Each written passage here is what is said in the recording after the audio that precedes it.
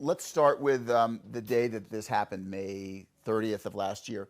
Tell me first of all what you were doing before all this started. What were you doing during the day? Well, I got up in the morning, had breakfast, and then I went down to Fort Logan and I placed flags on the graves. For Memorial Day. Yes. It was the day before, but it was. Mm-hmm. Had you done that previously? Is that something that you do every year?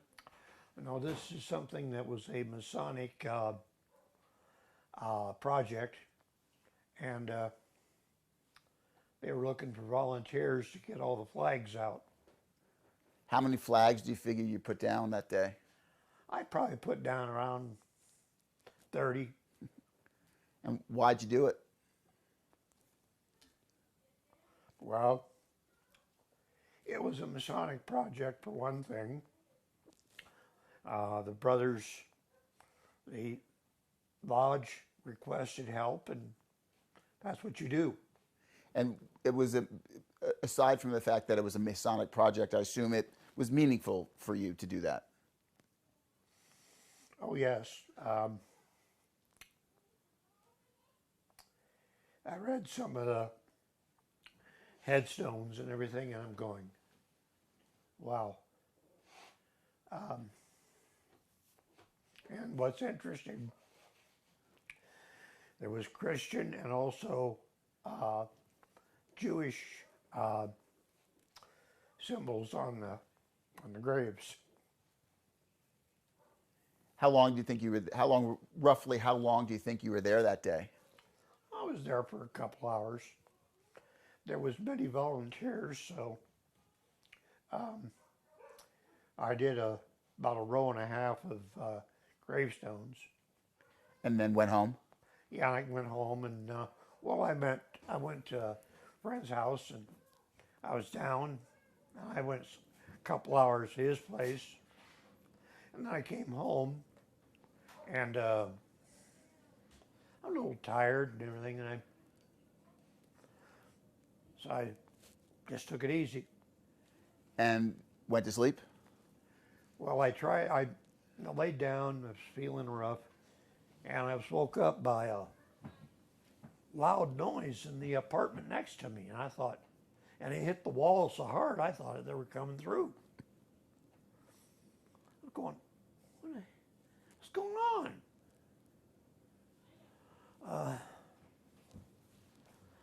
So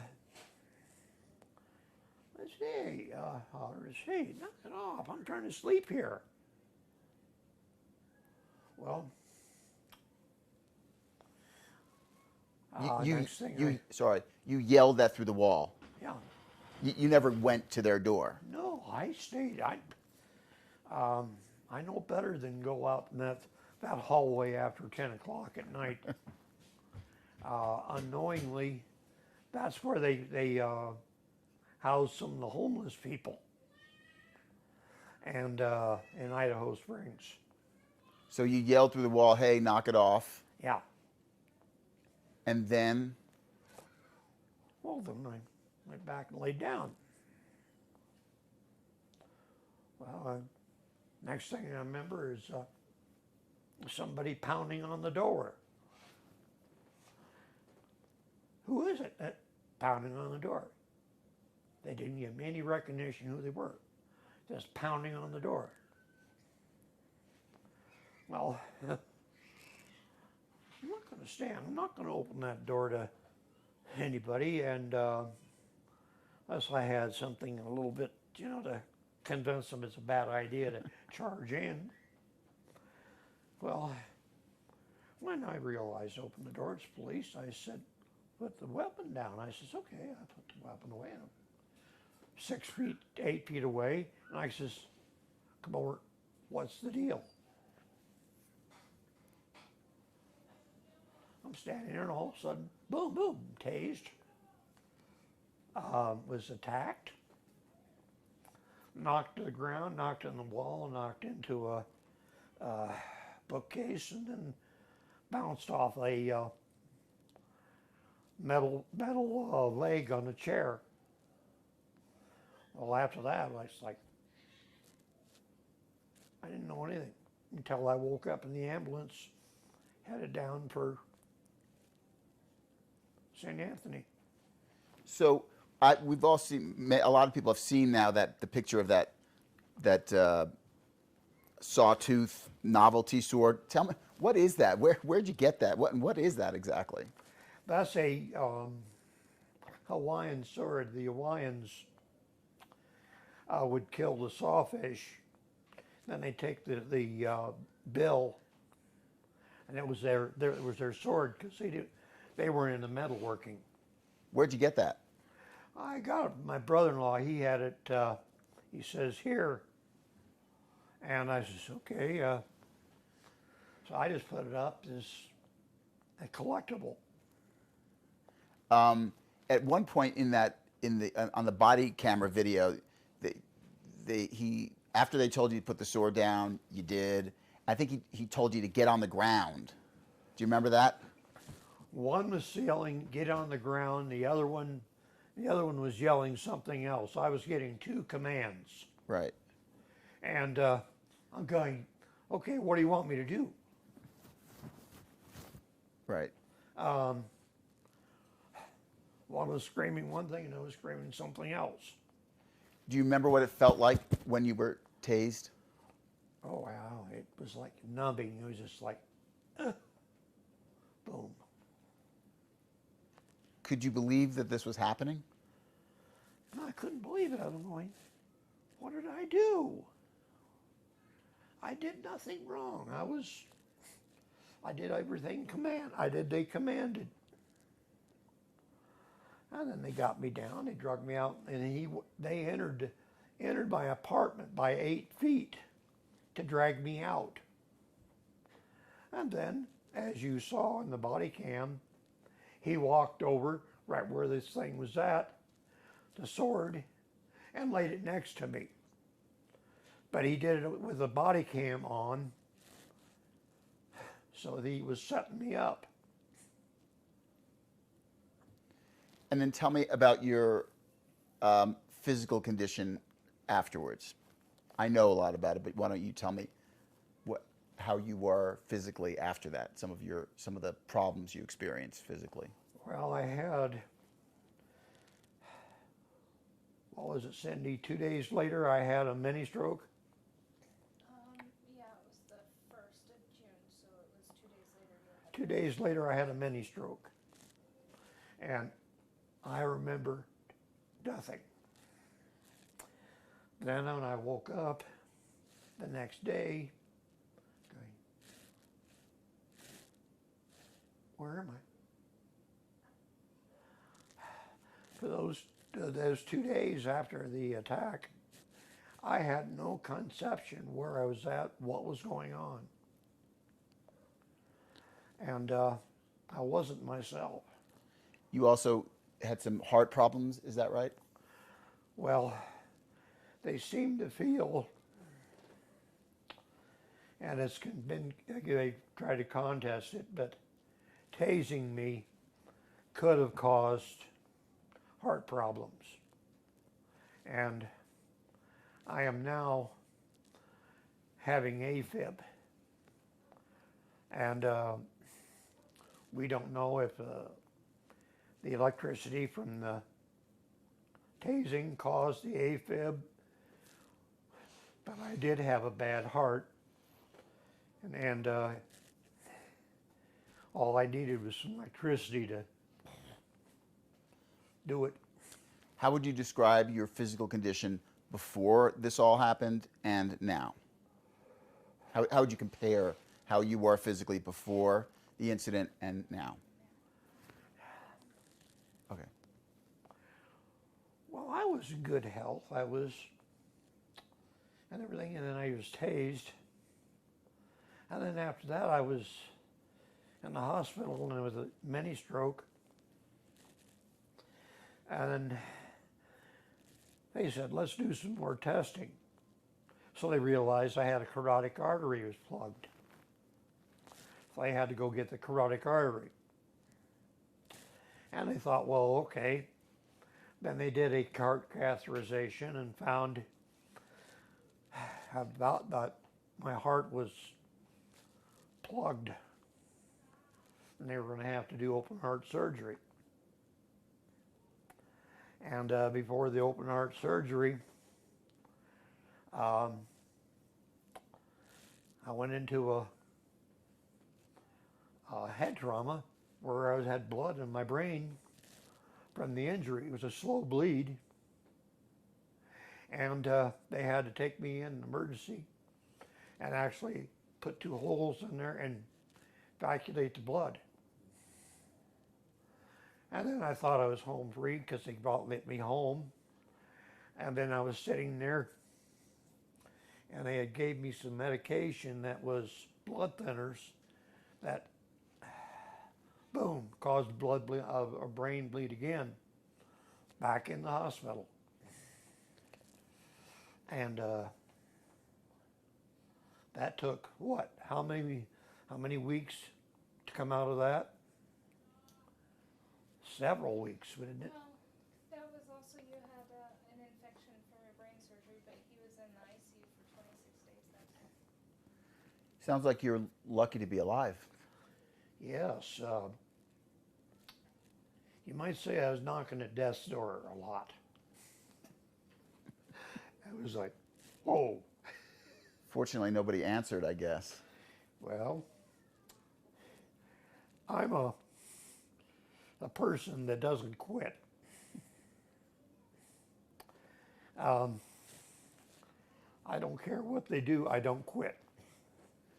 What are your feelings about Nicholas Hanning? What he did was totally irresponsible and criminal. And he never spent one day in a jail. And for me, I spent 7 months under doctor's care in the hospitals and rehab. And I'm still under doctor's care. They let me come home here because there was requirements that they said, well, we won't send you home by yourself. We can't do that. So I have my family here, and they've been very supportive. Did the prosecutors ever talk to you about what you wanted to happen to Nicholas Hanning? No. They never talked to me. I went and got the attorney, and I says, what do you want? She asked me. I want justice. I want justice for me and the other people that these people have attacked. Because I'm not the first one in Idaho Springs that's been assaulted by Nicholas Hanning. Your lawyer, Sarah, and your family have been adamant from almost the beginning of this that you were never treated like a victim. Do you feel that way? They didn't file charges,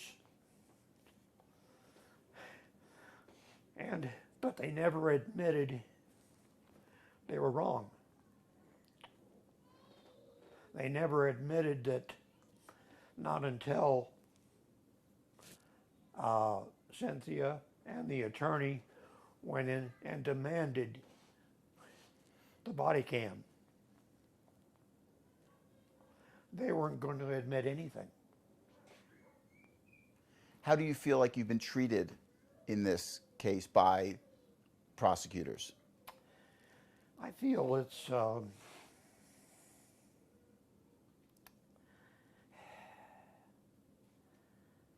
violated. They don't realize what they did to me for the last 7 months. And what did they do? What did they do to him?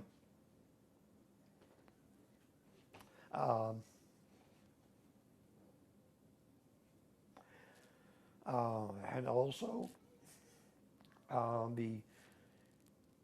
his partner resigned because she knew that it was going to be a firestorm if she stayed. What were you thinking when you found out that he was not going to serve any prison time or jail time? I was I was upset. I was going, why can't this? What he did was criminal. It was criminal. He could have very easily killed me right there. You think he should have gone to jail? Yes. Um, the man was totally out of control. He thought he was the law. And he's not the law. He has to obey the law like everybody else. What has this entire experience, how has this entire experience affected the way you think about the entire criminal justice system, police and prosecutors? I think it's failed us. I think the criminal justice system is failing us. And it's not me. I see a number of people that they've considered auto theft a non-crime. So all they do is they arrest them, they let them back out. There's one, I don't know if you know about it, but there's one girl that's stole a car 6 times. And all they did was put her in jail for a little bit. She came back out and did it again. And before all this happened to you, what were your thoughts about the criminal justice system? Well, I trusted him. I trusted him. I believed in the police that they had to keep order. And I believed that when they say they want you to do something, do it.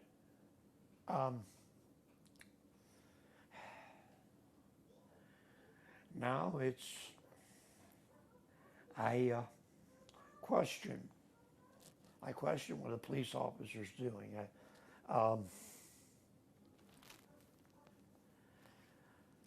There's a lot of good police officers. Make no mistake. There's some out there that are very know the law. They know what they can do, and they can assess a situation where they just took the situation and they just took what a drunken woman was telling them and took it as truth, and instead of assessing what's going on here. And in general, how would you say, I know that this has affected your life in a lot of ways, but what's the main way that this whole incident has affected your life? Well, I've learned, be careful where you place your trust. Some of the things that's happened, I now am careful how I look at a situation a little bit differently and where it's going, and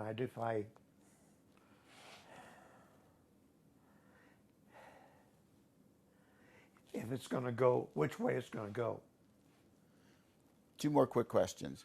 What are your thoughts about the judge in the case who did not sentence him to jail? I think it was just a travesty of justice.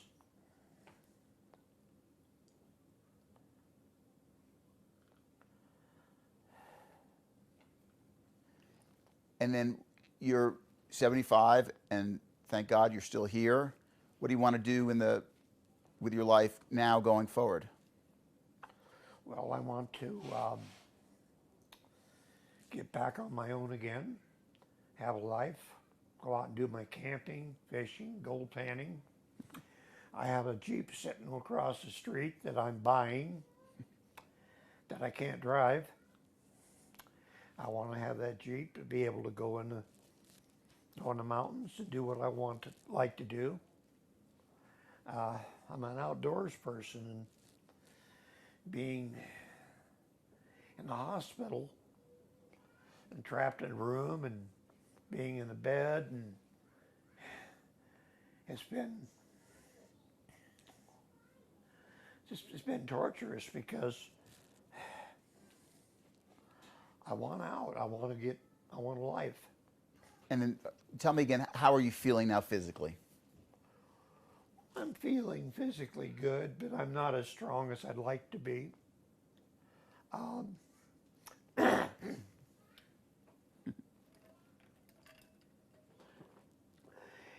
have spent a lot of time learning to walk again, but I still have to use a walker because my stability is still not good. And I have to go through more physical therapy before I can walk unassisted. And but I spent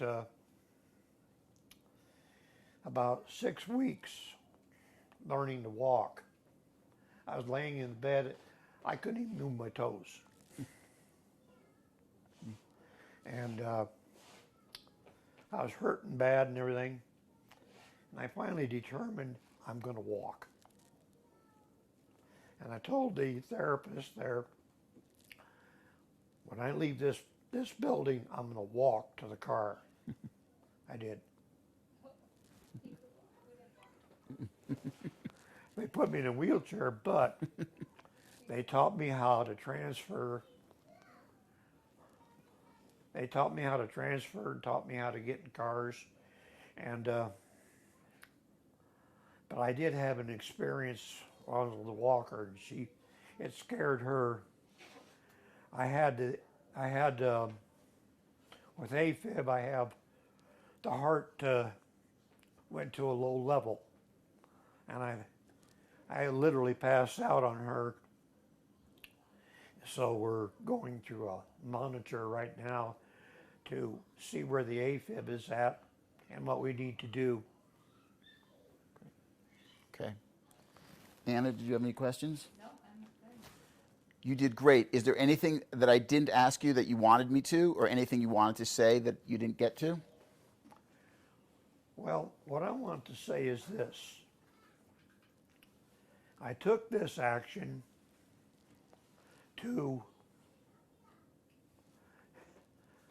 because I was wronged and what happened to other people. If I wouldn't have done this, the crimes that these people were committing and attacking people in Idaho Springs would have went on. And I just said, enough. It's not only justice for me, it's justice for the other people which were attacked by the officers. How long had you lived in Idaho Springs? I was there for about a year. Oh, that's right. You had just moved there. It happened 3 days before his hearing. And where were you before that? I was in Arvada. Right.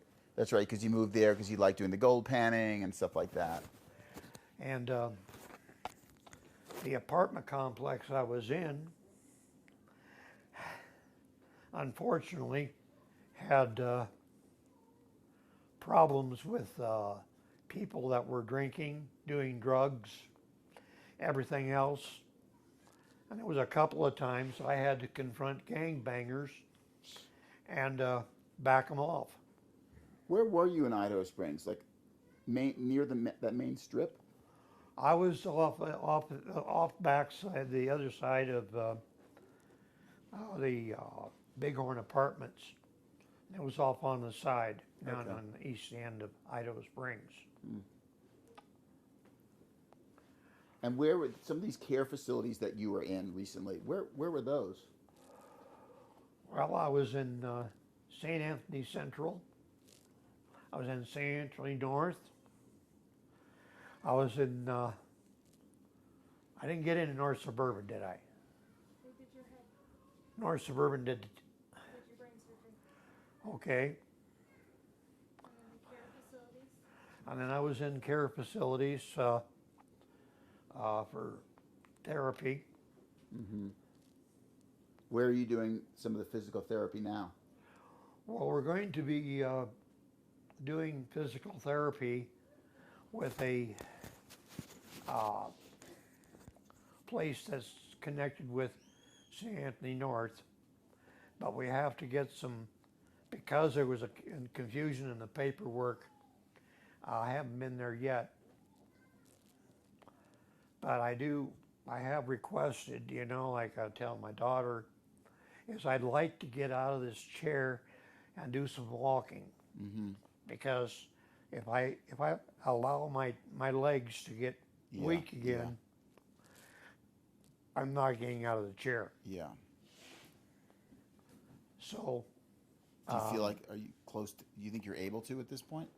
well, I'm able to get on the walker, but my stability is not that great. And we're dealing with the heart. Heart went down to what, 40, Oof. and I recovered, but it took. I fell forward, and it took 3 people to get me back up to, because she caught me before I hit the ground. Holy mackerel. So, He has been hospitalized since he's been home. He's been put back in the hospital. Right, well, we were supposed to do this last week. Yeah. Well, Didn't he go back in for that around then? no, yeah, but before that, what he's talking about is we were walking, he has to walk with him, and his heart rate plummeted, and he passed out and fell into us, and he was hospitalized. Oh. And then he was put back out, and then last week he had the tummy bug when you were supposed to come. Oh. So he's already been back in the hospital once since he was released from rehab. but what I got to be careful of is I'm real careful of how I monitor myself and what I feel. And I can tell Cindy or Brandon, I don't feel right. I don't feel right. There's something wrong here. My heart is. I've learned to listen to my body. And right now it's. I'm wearing a monitor. And they're monitoring everything for 2 weeks, and they're going to see what we can do about the AFib. What a journey. Unbelievable. Oh, it's never ending. It has been a journey. But like she told me here on the cup, always keep chugging along. And that's what I do. Yeah. I don't, quit is not in my vocabulary. Keep it that way. Well, thank you for doing this. I really appreciate it. This will air tomorrow. We need to text one of you guys. Okay. What time tomorrow? I don't know. I'm not sure if it's going to be night. I'm not sure. Okay, We're figuring that out. you'll let me know. For sure, yeah. Oh, you know, like our Olympic coverage throws everything off, so our shows are all at weird times. So Yeah, I gotcha. it's weird. So when I get back, I'll talk to the producers today and get a better sense. Okay. I think I'm good. Obviously, plenty of video and pictures and that body cam. Have you watched that body cam video? Yeah, I've seen it. He has seen, because of the criminal, him having to possibly be a witness because we didn't know how that was Yeah. going. He has seen what you guys have all aired on the news. He has not seen the actual footage. Okay. Oh, I see. He's only seen bits and pieces of what you guys have aired, which Uh-huh. obviously is, for the most part, the most Yeah, the intense worst part. of it. Yeah, yeah. So he has seen that stuff, but he has not watched. I mean, there's hours. Hours. Right. No, I of know. body Yeah, cam yeah, yeah. footage. I meant, have you seen the part where they Yeah, tasered you? Yeah. we at first were trying not to, but it was all over the news, and there was no stopping Yeah, it. yeah. So. And it's also been used in training Or are they using it in training now? for security guards and the police departments now, how to handle something. It's Yeah. been a, and my nephew, Clark, was taking training for security guard, and he saw the video, and he told him, "That's my grandpa." They didn't believe him until he got some information. They said, "You weren't kidding, were you?" He That- says, "No, I'm not." That must have been very. That must be very hard for you to see that video. And it's and it's being used for training films now. Mm-hmm. Yeah. Okay. Well, that's pretty well what everything I can say. And Yeah. thank you for your time. Thanks for doing this, Michael. Appreciate it. I appreciate you taking your time to get my side of it. Mm-hmm. Yeah,